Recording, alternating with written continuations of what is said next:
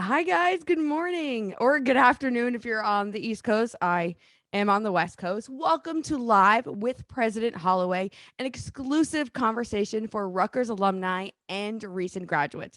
I am Carla Marie Monica. I graduated in 2010 from the School of Communication and Information with a major in journalism and media studies and a minor in sociology.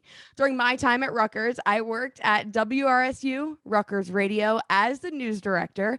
I was a part of the first team to do a transfer orientation for transfer students, and I worked at the transfer center. Throughout my time at Rutgers, I interned for Z100 New York, where I actually landed my first job out of college for Elvis Duran and the Morning Show, where I was a producer and lifestyle contributor for 6 years. While there, I started a podcast with my coworker who was unfortunately a Seton Hall graduate, but the company thought it was amazing and they moved us out to Seattle to host our very own morning show, the Carla Marie and Anthony Show. We've been here for 6 years, and now our show is exclusively on Twitch and YouTube. We are independent media. We host a ton of podcasts, so it's been a lot of fun out here in the Pacific Northwest representing Rutgers. And I'm excited to be a part of this gathering of Rutgers alumni. When I was first asked to do this, I kind of geeked out. I was like, oh my God, they want me. So cool. And it's young alumni. My fellow classmates are going to be here. And then I was informed that young alumni are students 2017 through 2021. So that was a bit of a reality check for me. But I am really, really honored and excited to be talking with Rutgers University President, University Professor, and Distinguished Professor Jonathan Holloway.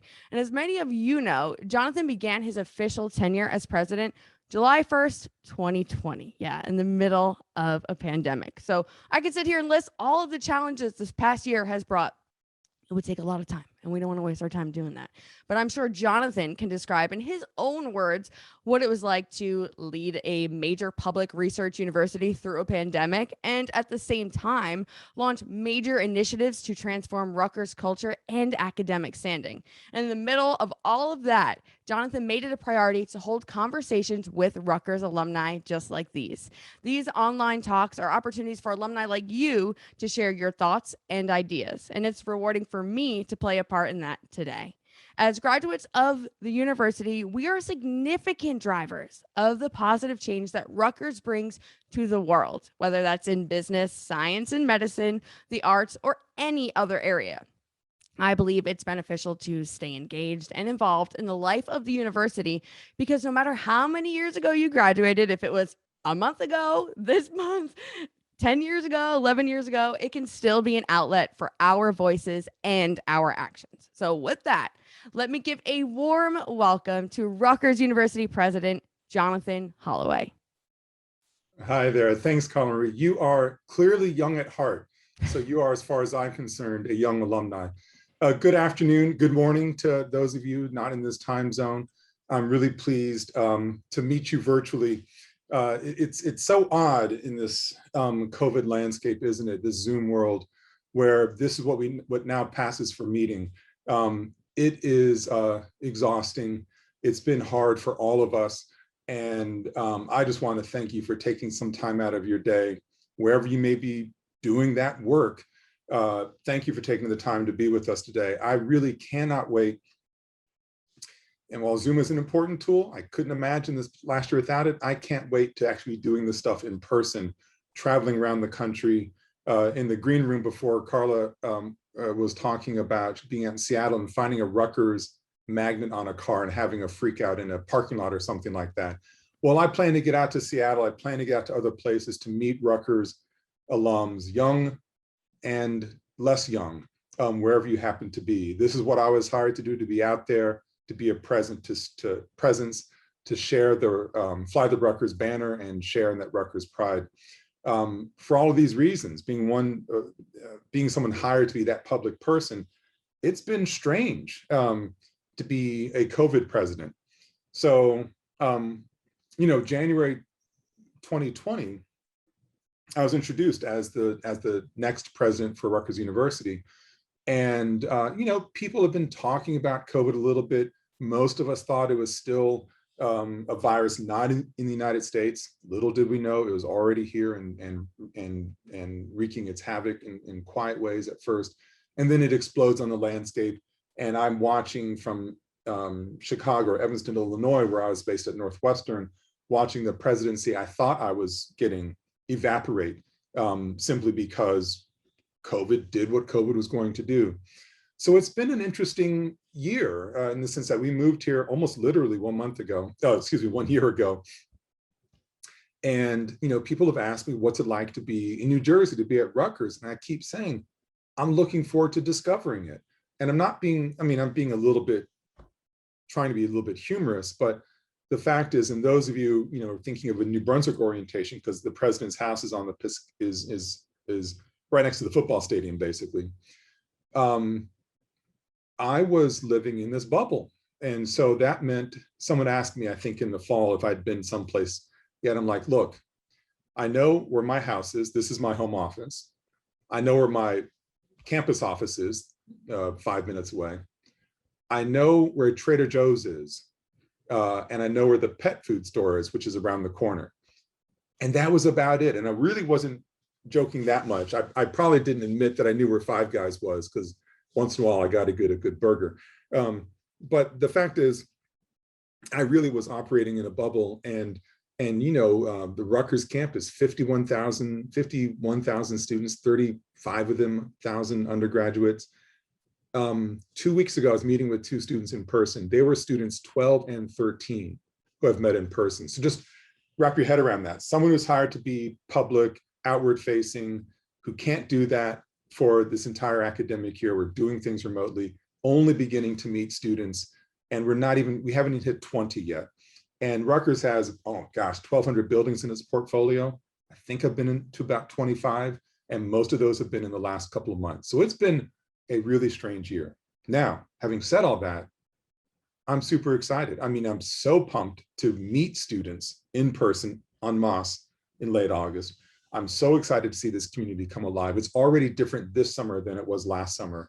And I'm beginning to feel that energy. And just the other day, my wife and I were walking, taking our dogs. We have 2 yellow labs for the nightly walk. And we're passing by a swimming pool where there was a community pool where there was a meet going on, passing by the running track. Both of these are next to our house, where football summer camp was happening for high school students. We probably saw 300 people.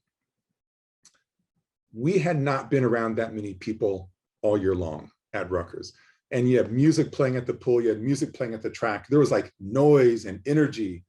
And I just can't wait. What helps me feel that optimistic is, one, we all need to get this COVID thing in the rearview mirror, but also because I've been so positively impressed by the energy, the creativity, the focus that people, whether you are staff or faculty or students, that everyone brought to, or alums, pardon me, that brought to bear to make this year special in its own kind of way. And I'm not trying to be cute. COVID is devastating, and the social unrest for this year and the political unrest, all destabilizing. But the year has also been special because out of really challenging circumstances, we discover who we are. And sometimes that's a hard discovery, sometimes it's pretty wonderful. By and large, it's been wonderful discoveries for me. So I'm happy to be at Rutgers. I'm happy to be in New Jersey and to start the process of discovering the state. My wife and I grew up in Maryland, actually, in the DC area. So this feels fairly familiar, but we are not lifers in New Jersey. So we're excited to discover the state. And for us to be back on the East Coast is pretty thrilling. So this is all to the good. I really want to get to hear from you in a few minutes, but I want to talk through a few more things as we go, so you get sort of an update. We've been remote all year long, and that has been an exquisite challenge. And I issued the directive to the campus that my administrative units need to be have their plans in place to come back starting July 6th, basically a week from now. And I'll be returning. I've been in the office about half time in the last 2 months. But we'll all be returning to the offices and getting us back to the place of Rutgers being an in-person experience. We have been doing great work and this hats off to so many people I don't have the time to mention about navigating COVID. If you had to have COVID, which I did in January, if you had to have COVID or to be in a COVID environment is what I should have said, you actually want it to be, if you're in New Jersey, you want it to be at Rutgers. Our positivity rate was at the lowest place in the state, was be on a Rutgers campus. So people really abided by the guidelines. They kept their distance. They washed their hands. We've been following the data very carefully. But we're not out of the woods. And you hear about the Delta variant, of course, and that's very concerning. And the fact that we are such a tight-knit community with students living in housing or on campus or off campus, being in lecture halls and such, that's why I mandated students be vaccinated against or get the COVID vaccination, which is the only way back for all of us, and really encouraging our faculty and staff to do the same. And there's, by and large, a really positive uptake in that. So I'm feeling good about coming back. Our Newark and Camden campuses will be fully in face. New Brunswick, because it's so large, it takes much longer to program rooms. We're about 3/4 in face-to-face classes, and we're trying to find some more ways to get more face-to-face instruction in. In the spring semester, we will be 100% face-to-face. And that's just, it's exciting to be in those places. One of the things that I was hired to do that I'm really excited about is to tell great stories about Rutgers. And one of the things that is easy to tell for me is talking about what a great place this is. I mean, in terms of the academic reputation of the institution, this is a great place. And I think that story needs to be told more and more aggressively. So as alums, if you start noticing a different kind of communication coming from Rutgers, or maybe more communication from Rutgers, that's on purpose. We are going to get out there and tell our story about our academic excellence. That's the best way to improve our reputation, improve our standing, become even more an object of desire for students and faculty and staff to come here, and doing what we can on the athletic front as well to raise the quality. We've had a banner year here at Rutgers. We're going to do even better as far as that's concerned. Part of what makes Rutgers so special is that we bring together people from all different kinds of backgrounds, and you know this better than I do. You've lived it. Where people from all walks of life, if they can pass the academic bar, they are welcome here. But as you know, a lot of people come from financially tough circumstances. And so one of the things that was very important to me when I walked in the door, knowing I was going to have to address the academic reputation, knowing that I was going to be very supportive of the athletic experience, is I need to support the students. And so on my first day, I announced a focused campaign for the Scarlet Promise Grant Program, these emergency grants. Some of you may have received them. A $10 million goal. We've met that goal. That's very exciting. My wife and I actually made the largest gifts in our lives to Scarlet Promise grants. We originally pledged $75,000, and we just upped it by another $175,000. So when we pay off this pledge, which is a 5-year promise, we'll have given $250,000 to Scarlet Promise grants. And as young alumni, I'm not expecting that kind of gratitude from you, that kind of generosity, but I won't argue with you if you decided to make Scarlet Promise grants or any other part of the Rutgers experience part of your giving practices as you start to develop those practices. The Scarlet Promise grants basically is about enabling really talented people to obtain a world-class Rutgers education when they otherwise wouldn't be able to do so. And that's a good thing. That's a good program. As we go about the work of building our reputation and executing on the fields of play and finding ways to make the university financially accessible to people from the most modest backgrounds, we've got to do the work of being bold and being transformative. And so we've launched a big ideas campaign that'll be the heart of our fundraising agenda going forward. 12 bold projects in particular, and I'll just mention 2 or 3 of them. One related to Scarlet Promise, that's called Dreams Fulfilled, that is about finding ways to excite our donor base, our alumni base, philanthropy, to recognize the transformative potential of a Rutgers education, especially when it comes to bringing people from modest circumstances, from non-college going traditions, and exposing them to Rutgers and all the opportunities there, and then transforming their life opportunities on the other side of the equation of that, getting that diploma. That's exciting work. That's one of our both projects. It's the idea itself is not novel. This is what a university does, but we do it better, we do it differently, and we want to tell that story really effectively. So Dreams Fulfilled is a major initiative you're going to be hearing about. Another one, just citing 2 or 3 here, is called Minds and Machines, which is really thinking about the artificial intelligence frontier. You've all been hearing about it. You may live in some of those spaces, you may be operating there. And we've got experts all around the Rutgers community who are working on some aspects of this. We're going to bring them together in new ways to capitalize upon their expertise as we plot a path forward on a really fundamental and very complicated issue, as a phenomenon, sort of big ideas, that is, artificial intelligence. And the last thing I'll point to, because you will hear more from Rutgers on this front as in this fall, is a big idea called Earth 2100, which is really about tapping our expertise that's already here in terms of climate science, marine biology, and thinking about how Rutgers can be a leader in practice and in research on sustainability, broadly understood. You may have noticed that Rutgers announced the intention to divest from fossil fuel and extractive energies as part of our investment portfolio. A recommendation I was happy to endorse that goes to the Board of Governors and the Board of Trustees. And that's part of our story going forward. And Rutgers already had, when it was debuted, the largest solar farm in the country. So there's parts of this work that is woven into who we have been and who we are and who we're going to become. And Earth 2100 is really about bringing our academic and scholarly expertise to bear on this challenge that is our collective future, yours more than mine, since you are a couple of decades younger than I am.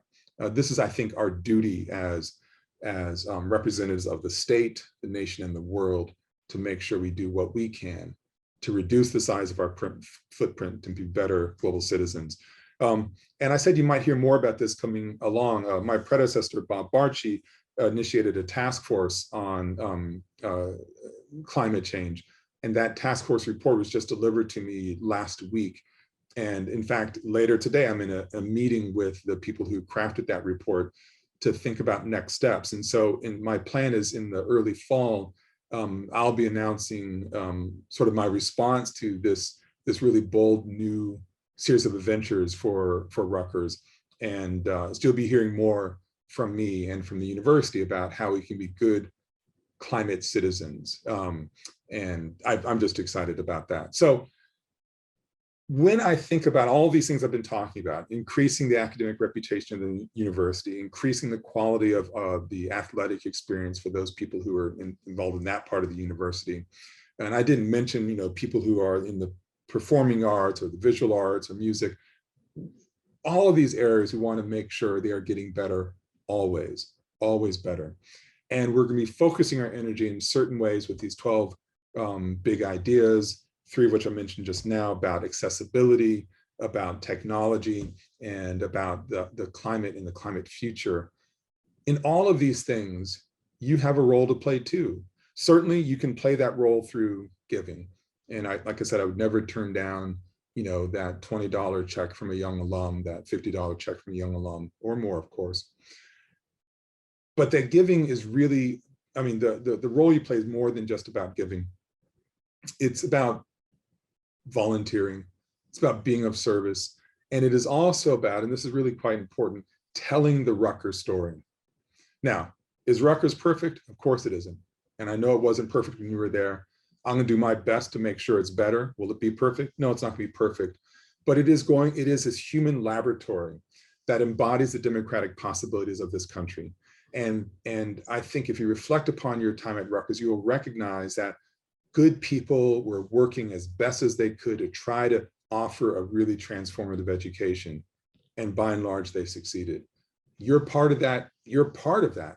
And as alums, you have a really important role to play in connecting the Rutgers that you experienced to the Rutgers that's being experienced now by current students, and the Rutgers in the future when you are all collectively alumni, telling stories that will really last your lifetime and being of service to each new generation of Rutgers students and alumni as they march out into this world trying to make things better.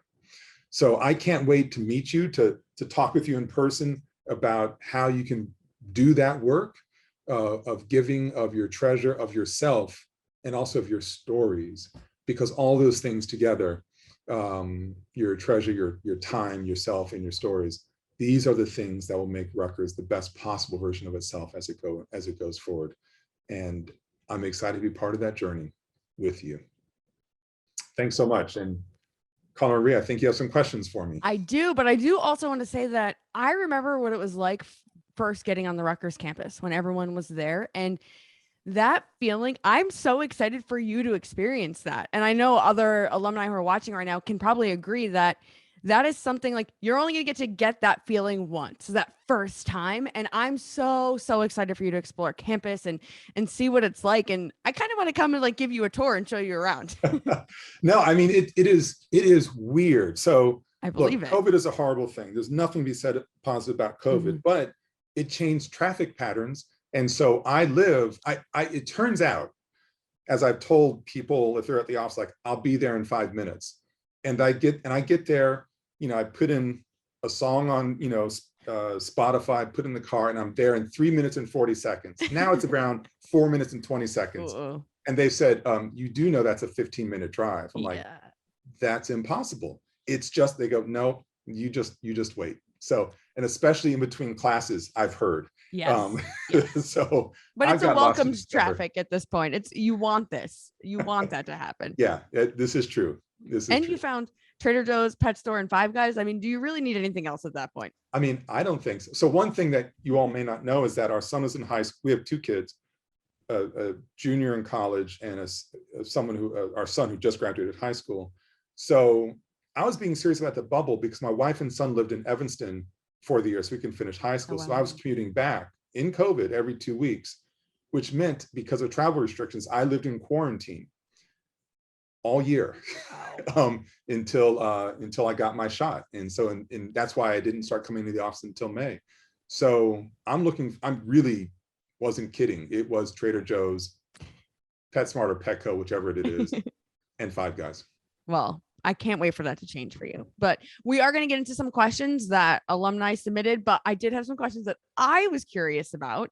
So what is a day-to-day like for the president of a university? I know it's been obviously a different year, but I want to say, what do you do? Because I know you work, but what is it like? Because I'm curious because I've never experienced that. Yeah, it's a really good question. And COVID, despite COVID, I can give you a sense of it. The best way to describe it, to answer that, is to describe my own evolution. I mean, I never planned on this when I got into this field. I was going to be a professor, hopefully get tenure, and so on and so forth. But when I was an assistant professor, think of a horse wearing blinders. Like, I only looked at what was right in front of me because I didn't need to know anything else. As I moved up the food chain, becoming a department chair, becoming a dean, whatever, the blinders got wider and wider. And then as president, there's no more blinders. Okay. Because that means your head is always on a pivot because at any moment you have to change focus. So that takes some practice.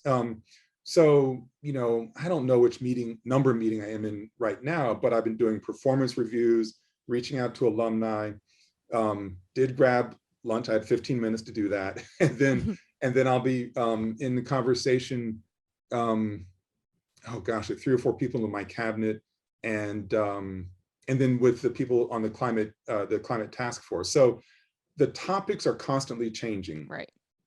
And it is, because you don't have blinders, it is really hard to figure out where are you focusing your attention. So if you're a faculty member or an alum, you reach out to me, you find a way to connect with me, you've got your issue. Like, you want me to be really focused on the alumni network in Seattle, the Rutgers Alumni Network in Seattle. And like, that's great. That sounds really interesting. I'm down there. I'm down for that thing. But then 15 minutes later, someone is talking to me about patent policy at the university. Yeah, how do you balance? And a half hour later, it's like, can you talk with somebody who we're trying to get $1 million get from? And then the governor's team wants to talk with you at 2 o'clock. And that is normal. That's That's normal. So everybody has their issue. Yep. But I have everybody's issues. So sounds it's tough. I mean, better you than me. I'm happy to be on this side of this today. But no, I've always wondered what it's like for you day to day. And it's what I imagined. It is a lot of just taking in what everyone wants and then deciding and how you work on each thing. It is, and a lot of people don't realize what it's like for you. I mean, think about, you said over 50,000 students, which means way more alumni, which means way more connections, which means way more people wanting to reach you and talk to you about, like you said, what is important to them. So right. We as alumni and fellow and students appreciate the work you do. So thank you. So thank you very much. You mentioned political unrest in your remarks. So political unrest and racial reckoning have marked the past few years for our country, for our young alumni. These issues have truly shown how divided our country is. So what role do you see our young graduates playing in moving the needle to unify our country? It's a huge question, and everybody has a role to play. I mean, literally everybody has a role to play. And it's not easy. So the easy part is disagreeing. The easy part, we've been trained culturally, is to yell at each other or to dismiss one another or whatever. That's the easy part. The hard part is to be in a room with somebody who you discover you disagree with, maybe even passionately, and yet still recognize that you and that person share something in common. Mm-hmm. Like right now, we've got Rutgers in common. No matter where we are on the planet, we've got Rutgers in common. If we spend time focusing on what we share in common, the nature of our we'll still disagree about things. That's healthy. But as long as we recognize we share something in common, the nature and quality of our disagreement will be different. Because I recognize that you care about, Scarlet Nights. You care about some experience that you had on campus that other alums will connect with that I need to learn about still, right? And I think all of us need to take a breath and recognize that most people, the vast majority, are not evil. That most people, the vast majority, really do want the best for their children and for their neighbors. And that most people, if they really thought about it, want the best for strangers as well. But the energy required to really think about it is something that we don't seem to have time for because of all the data coming to us all the time. So what I have said numerous times in my career before coming to Rutgers and since at Rutgers, and I should have a piece coming out next week in a newspaper that's speaking to the same themes. It's like, we need to recognize that there is a common good. We'll call it citizenship right now. And that we are citizens, and as such, we owe it to one another to be a bit curious about a stranger instead of, or to be a bit curious about the person you disagree with, instead of just saying, you're dead to me. Right. That didn't get us anywhere. So it's a very personal kind of act that can translate, I think, into how you vote, how you donate, how you work, how you volunteer your time, is trying to recognize the humanity across the table.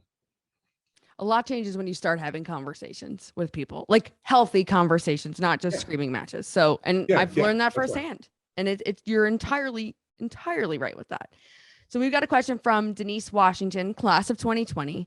She said, how is Rutgers responding to the changing demographics of its student body? Many students are older, currently have careers and other responsibilities. Is Rutgers planning on expanding various certification programs to assist in job advancement for students not seeking a traditional degree? Oh, wow. That question went in a different direction than I thought from the beginning of it.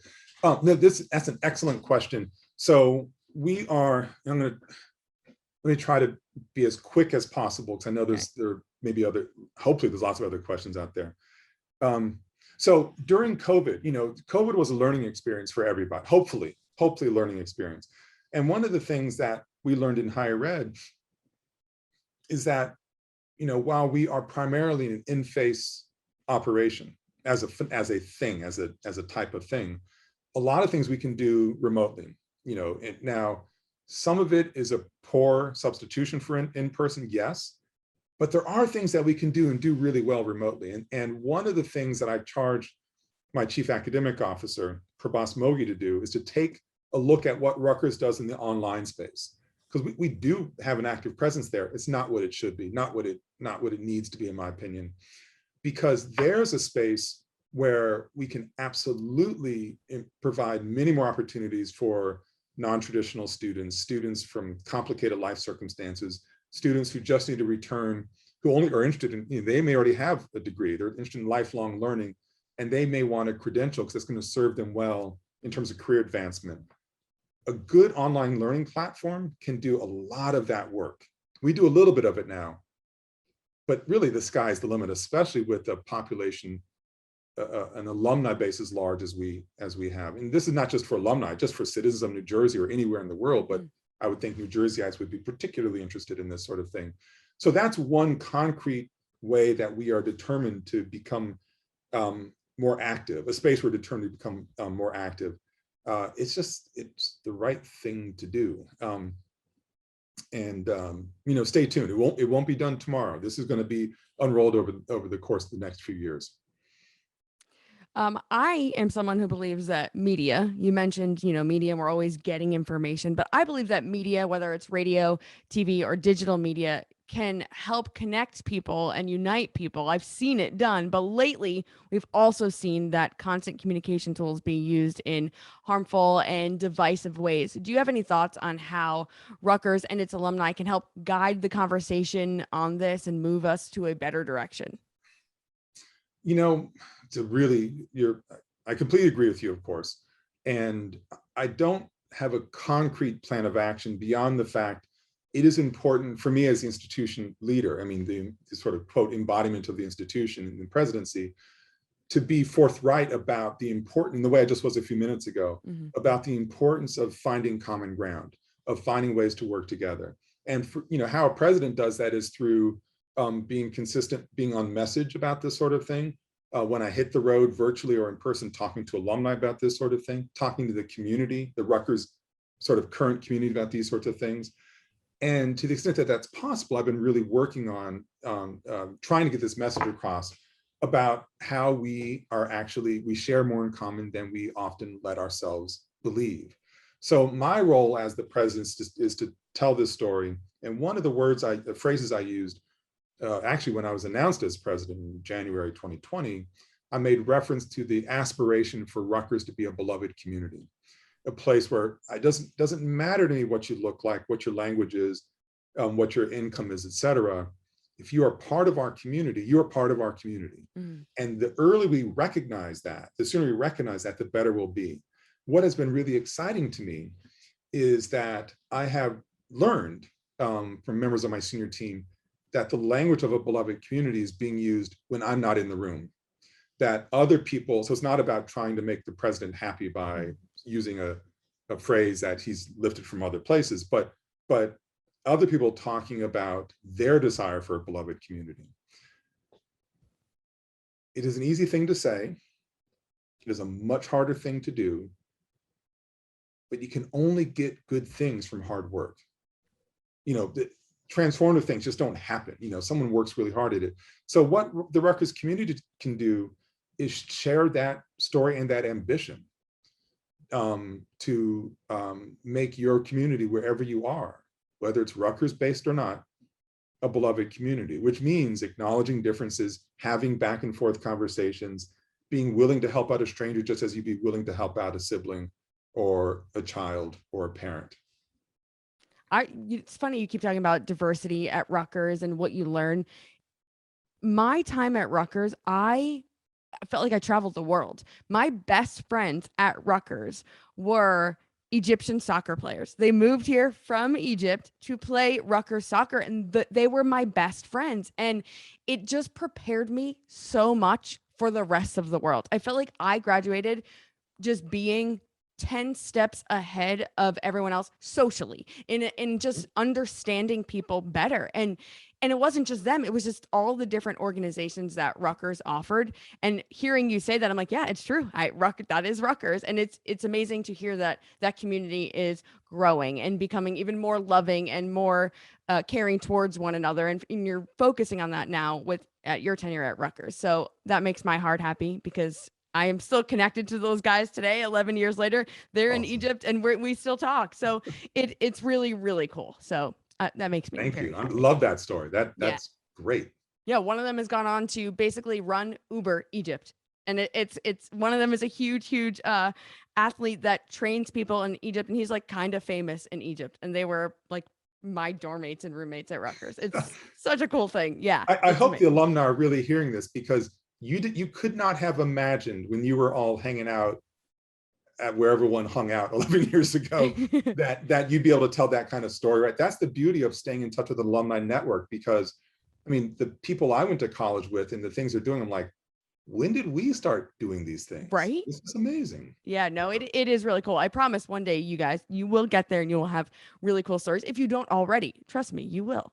Yeah. So there's a lot of talk of economic recovery, but it remains to be seen whether young people who have just graduated from college will benefit from an economic recovery. So in your view, what is the most valuable way in which more established alumni can assist new graduates? This is where the Alumni Association has a really important role to play, and that's the networking. I mean, this is the real power of any alumni association, is finding ways to pull people together, like build up that Seattle-based Rutgers community. So it's more than one one sticker on a car. Finding ways to develop a network. Really, I mean, most of our alumni in the greater New Jersey area, to either have local-based clubs or people placed well in the financial markets in New York City or in political spaces or whatnot, and reaching back towards current students saying, yeah, I know what Rutgers students are made of. And because they've got that grit, they've got that worldliness, you're going to be part of, I mean, I want to take a look at you. It's not going to be a guarantee of a job. That would be inappropriate, but it's a guarantee of a close look. And that's how the alumni network can really, and I'm just talking jobs, it's much larger than jobs. I mean, it's world experiences. That's where the alumni can be of great value to the current students. Yeah, anytime I see a Rutgers graduate, I will say I'm more likely to connect with them, obviously, and help them and take them under my wing. And because you share something in common. Yeah, exactly. And you have that shared experience, and it's always cool to help someone out who's gone to Rutgers. So yeah, be on the lookout for other Rutgers alumni wherever you happen to be. Yeah. So this question came in from Steven Sanfilippo, class of 2013. He said, how will large-scale campus events be handled on the return to campus in the fall? Are there any changes anticipated with these? I guess he means football. Yeah, I mean, definitely looking at football. We have been wrestling with this. Yeah. I mean, the whole year. Like, and one of the really difficult things in higher ed generally is that we are many things all at once. You know, we are small seminars and we're stadia, right? And trying to establish a rule for all those things is kind of impossible. Now, and we are bound by the governor and what he's allowing. And looks like in the fall, if people get vaccinated, which is a way to manage the Delta variant, which is what people are very nervous about. 2 or 3 weeks ago, maybe, let's call it a month, we looking at athletics or large scale events, we're thinking half capacity. We can do half, especially for outdoor things, that's fine, that's safe. Indoors, we just don't know. We got to see how the uptake on vaccinations are going, and developing a new registration system so we even know where large scale events are happening. That's like ancient history. And that was just a month ago. So now we are planning for a full opening of outdoor venues. This is football, at the very start of the season, so September 2nd. And it'll be, I mean, certainly with the student body, be totally safe because we will be 99.5% vaccinated. New Jersey has a high uptake of vaccinated people, so the stadium should be perfectly fine. And if you're not comfortable, get vaccinated and you'll be fine. we still have a new registry for large scale events, and we are going to see how it goes forward. Dean of our School of Mason Gross was asking, because that COVID really hit the performing arts very hard. And it looks like those are going to be able to open up at full capacity as well. It's a little more, don't hold me to it yet, because we got a lot more months or weeks of summer left, but it's trending in the right way. So we are planning on being full capacity. Now, one thing that's not full capacity is housing. You know, we run the largest on-campus housing system in the country. And by mandate, we are able to go up to 75% capacity, because we need to have extra places set aside in case there's an uptick of the virus. And there's going to be, I mean, we know that. Just hopefully it's going to be small and not a big deal. So right now we're 75%, but we're actually thinking that by the time we get to early August, they might be allowing us to go to 100%. So we'll see. Cool. That's exciting. Matthew Pyra, class of 2019. He said, when will further details about the 2020 and 2021 graduation ceremonies this October be released? Because everyone is like very excited to finally. Oh my God. This year was hard, and I don't want to take away like hard in really scary ways for people. Right. But the decision around commencement, I mean, I lost so much sleep over it, and you know, it was painful, just pure pain. So it was very important to me to make sure we got an announcement out as soon as possible about when we can do it. So Newark and Camden, they already have they do things indoors because of the size of their population. They're all set. I can't quote the dates to you, I'm sorry. New Brunswick is, I think we sent the message 22nd to the 24th. You know, we could fudge it by a day based on different circumstances, but the planning for that, what people don't understand is commencement takes months of planning. There's a crew of people, about 20 people, who spend at least 4 months in intense planning to get things running, and probably longer for a smaller group. So they've started to meet already. And the last I heard, which was a week ago, is that there'll be two, it's not diploma ceremonies, you'll have your diplomas, but 2 moments of stage crossings organized by schools on Friday and Sunday. Okay. And then we're planning on a major blowout, an over-the-top celebration on Saturday night. And I'm going to hold back on the details there, because that is, it's going to, I mean, the directions I gave to the team is like, it has to be over the top. These students, these alumni have gone through so much. Now, they said, you know, if you get the people you're trying to get, there will be a riot if you don't let current students show. I'm like, okay. So the alumni will be VIPs. So I have to figure that piece out. So this is the kind of stuff we're trying to figure out. Now you're talking last 2 years alumni, right? Not like old people like me. Yeah, sorry. When do I get my party? Fair. I'll give it to them. They missed graduation, so that's fair. Did. So the details are forthcoming. We moved considerable distance in the last 2 or 3 weeks. Cool. And we know that we have to get information out through the networks with enough time for people to find the way to be here. But what I can tell you is we're working very hard to make sure there's a level of intimacy for those people who want that stage crossing, that name being read moment, and a level of grandeur for like the community. I'm actually really excited for both pieces. That is awesome. I'll be on the lookout for that, because I'm excited to see how that turns out. And I know we talked early on about how, you know, you haven't really gotten to experience campus yet, and you're excited to actually meet more than, was it 12 students? So other 13. than I bet 13. Okay. Other than actually meeting students, what are you most excited, or what are you most looking forward to now when you go back to a normal, quote unquote, normal campus? Yeah, it's the energy of a place. I mean, that's, you know, in crisis, one discovers what one values. And so again, I was living in quarantine for, you know, if I didn't have our dogs and our cats with me, I would have gone out of my mind.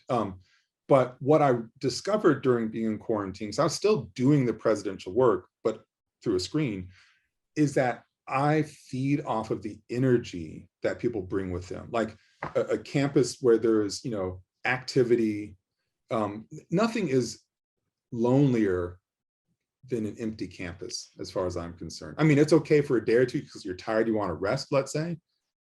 But these places are not meant to be empty. No. There's meant to be people flowing in and out of buildings. There's meant to be that late night noise that kind of drives you crazy, like when are these kids going to go to sleep? All of that stuff's supposed to be part of the equation, and to not have it has been really destabilizing. I mean, this is what I've done in my career. I've been in this. I graduated in '89. I've been in higher ed starting in grad school since 1990. This is where my life is, and to have it be stripped of that energy, which also comes with, guests coming in and out of town, speakers coming to campus, the sort of restless curiosity of a college campus needs people. So it's all of a piece. And I want to get to one final real question in a second, but you mentioned dogs and cats a few times. So I want to know, what are your pets' names? They're not going to come, so it doesn't really matter. We have two 10-year-old English labs, yellow labs, Joey and Parker. There's whole stories behind the name. I bet. And then we have two cats that are now, there'll probably be three this fall, I think. The labs are unrelated, although they look identical. And if you find yourselves on Bush campus between 7 and 8, you'll see me with the dogs every single day, walking around near the athletic fields. And we have two cats who are siblings. It was an abandoned litter, Sully and Lucy. Again, stories behind both names. And what I only had dogs growing up. My wife had lots of pets, but I was like, we're not having a cat. My mother was very allergic. She's passed away. It's not an issue anymore, but I'm like, we're not having cats. And then we came close to, we've been married, 23 years this fall. Okay. We came as close as we ever came to our first argument. And when I saw us approaching, I'm like, we're getting cats. We're getting cats. And they all get along, which is pretty remarkable. That is cool. I did not like cats ever. And then 4 years ago, I adopted my two cats, and I now am a foster parent to, I have 4 kittens right now that I am fostering. So cats are close to my heart, but I understand You've got a big heart. Yeah. Thank you very much. So one final question. I know it's early in your tenure at Rutgers to really ask this, but what do you hope will be your legacy at Rutgers University? This may sound really squishy to people. Look, Rutgers is a top tier research university, and I can talk about rankings, and I will in different occasions. We're going to be this kind of ranking. So it's an amazing university. My job is to make it better. Okay. And so, we can go down any number of rabbit holes there. But honestly, when I think of the quality of our civic culture right now, nationally speaking, it has me worried. I mean, it really has me worried. I've never seen it like this in my lifetime, and I'm 53 years old. If we can create at Rutgers that beloved community where there are people are walking around with pride, wearing their Rutgers gear at places off campus, and they don't know each other, and yet they want to talk to each other, and they discover connections, and they want to help each other. If I can be part of that as a phenomenon, I'll be really happy. I'll be really proud. Well, as alumni, we will help to make that happen amongst ourselves and with future graduates. I will pledge to make sure that I will make that happen for you when your tenure and when you're done at Rutgers in like 30 years, because we want to keep you. We're not letting you go ever. We want your pets and everyone to stay on campus. But thank you so much. I am unbelievably honored to be a part of this. So thank you for letting me chat with you today, represent the alumni community, and congratulations on 1 year tomorrow. Is that right? It would be tomorrow. 1 year tomorrow. That's right. Congratulations. Yeah. So Jonathan, I want to give you any last word, any last thoughts?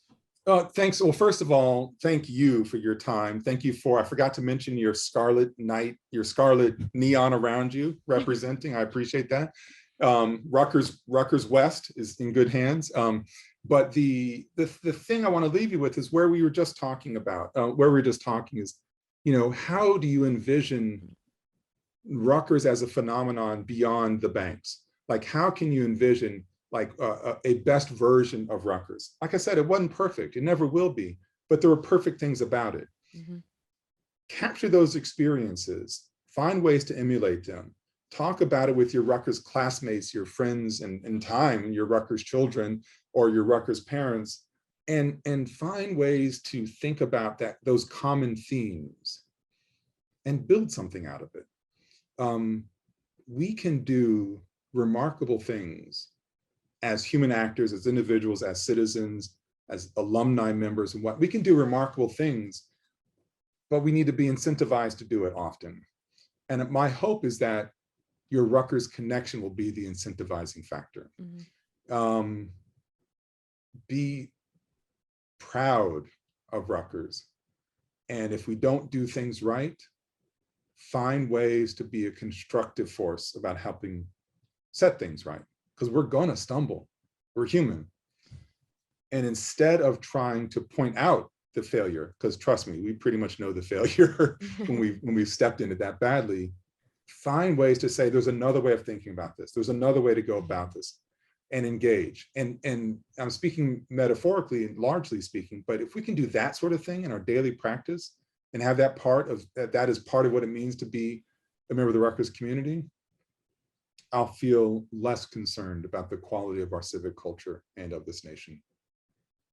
Thank you so much for that. And we're all going to go out and represent Rutgers in the best way possible.